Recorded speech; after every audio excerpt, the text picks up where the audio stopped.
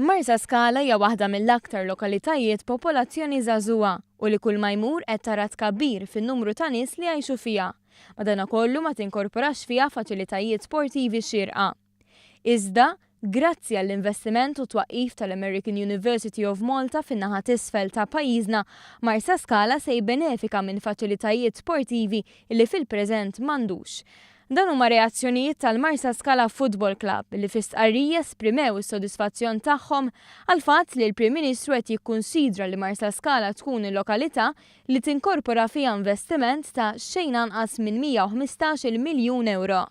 Il-Marsascala Football Club wera sodisfazzjon għal fatt li uffiċjali tal-Gvern ikkonsultaw miegħu bħala wieħed mill-partijiet interessati, speċjalment fejn jidħlu l-effetti tal-proġett fuq iż-żgħażagħ u fuq dawk li jħobbu l-isports.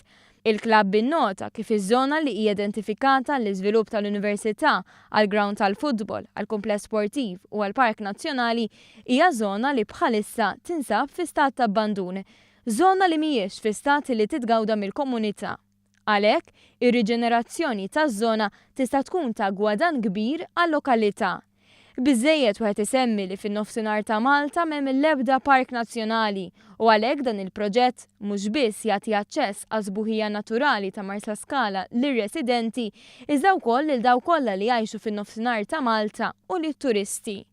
Il-Marsascala Football Club temm jiddeskrivi dan l-investiment bħala opportunità unika li tagħmel il-kampanja ta' nofsinhar ta' Malta aktar aċċessibbli.